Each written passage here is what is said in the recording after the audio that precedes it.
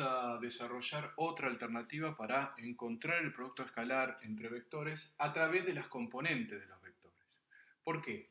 Porque tal cual nosotros definimos el producto escalar con, digamos, a través de encontrar el resultado a través de la norma de los vectores y el coseno del ángulo, ¿cuál es el problema que tiene resolver el producto escalar de esta manera?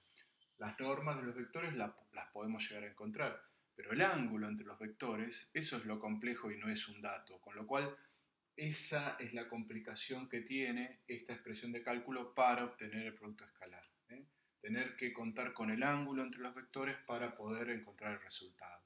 Entonces, se puede demostrar, ustedes lo pueden ver en los módulos teóricos, está la demostración de por qué el producto escalar entre vectores definidos a través de sus componentes, fíjense, estoy tomando el A y el B con n componentes, o sea, este A y B serían vectores pertenecientes a un espacio Rn. Lo que digo es que el resultado del producto escalar de estos vectores, si cuento con sus componentes, va a ser igual a la suma de los productos de las componentes que son homónimas. ¿Qué significa? Primera componente con primera componente, a eso le sumo el producto de segunda con segunda y así sigo hasta la última, ¿no? El AN por el BN. Hago la suma de todos esos productos y eso me queda un escalar que representa el producto escalar. ¿Ok? Bueno, un ejemplo fácil y pavo como para poder entender esto que les expliqué yo recién. Si quiero resolver, tengo el vector A, tengo el vector B y quiero resolver el A por B, de acuerdo a la definición que mostré aquí arriba, debería multiplicar el 1 con el 1, ¿no? La primera componente con la primera componente, primera es 1, a esto sumarle el producto de la segunda que es 2, por la segunda que es menos 2, ¿sí? Y después sumar el producto de la última que sería, perdón, sería menos 1, ¿sí? Menos 1 por 1, ¿sí? Si nosotros hacemos esta cuenta, esto nos queda 1, menos 4 nos quedaría menos 3 menos 1 no, me quedaría menos 4, ¿ok? Este entonces sería el resultado del producto escalar. Un poco para recordar lo que estuvimos viendo. Nos dio un valor que es como negativo. Entonces, si ese valor es negativo, ¿se acuerdan que podíamos decir algo sobre el ángulo que forma el ángulo? Entonces podemos decir algo sobre el ángulo que forman estos vectores, el A y el B. ¿Sí? Lo que puedo decir del ángulo es que si es negativo, el ángulo estaba en el segundo cuadrante. ¿Sí? Lo que puedo decir entonces es que ese ángulo es mayor a 90, seguro, ¿sí? Y menor ¿a quién? A 180. ¿Sí? ¿Ok? Eso es lo que podría estar diciendo. Si yo quisiera calcular puntualmente quién es ese ángulo, ¿sí? Quién es alfa, lo podría hacer. ¿Por qué? Porque tengo dos expresiones que me dan el producto escalar. Una es a través de los módulos y la otra es a través del producto de componente homónimas de los vectores.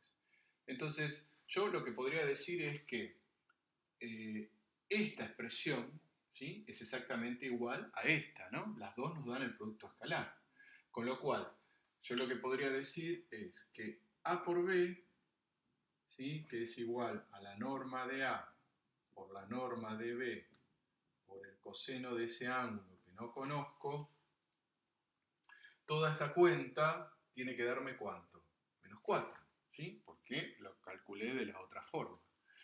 ¿Cuánto es la norma de A? ¿Y cuánto es la norma de B? Y bueno, saco los valores, ¿sí? Esto va a ser, a ver si lo podemos hacer directamente, 2 al cuadrado es 4, más 1 es 5, más 1 es 6, o sea que esto es raíz de 6. Y esto es 1 al cuadrado más 2 al cuadrado, que sería 4, 5, y 1 al cuadrado, que sería 6. ¿Eh? O sea que estaríamos diciendo esto. Y fíjense que nos queda una ecuación. Nos queda una ecuación donde la única incógnita es ese valor de alfa, o el valor del coseno. Entonces, lo que puedo decir de acá, es que el coseno del ángulo alfa va a ser igual a menos 4, ¿sí? Menos 4, y todo esto pasaría acá, ¿no? Dividiendo. sobre la raíz de 6 por la raíz de 6. Entonces, esto es directamente que alfa es igual al arco coseno de ¿quién? De menos 2 tercios, ¿no? Porque raíz de 6 por raíz de 6 quedaría 6, y se simplifica y queda menos 2 tercios. Con lo cual, podríamos decir que aproximadamente, ¿sí? El ángulo, si lo hacen con la calculadora, el ángulo es 138 grados, ¿sí? Que estaría formando ese vector A y B. Quiere decir que aproximadamente, si esto es A y esto es B, ¿sí? Esto de acá sería ese ángulo alfa. ¿Ok?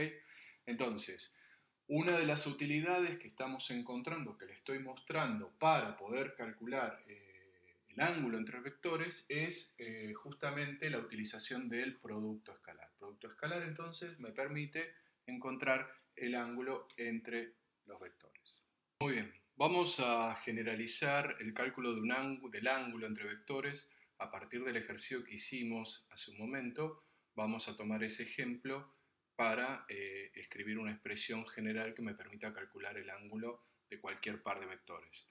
Entonces, la idea sería, si tenemos dos vectores pertenecientes a algún espacio Rn, los vectores con sus componentes, vector A y vector B.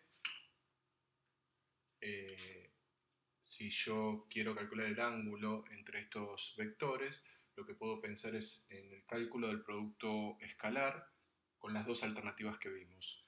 Una, de acuerdo a la definición que involucraba las normas de los vectores y el ángulo comprendido, el coseno del ángulo comprendido, y la otra, el cálculo del producto escalar a partir de las componentes de ambos vectores, ¿sí?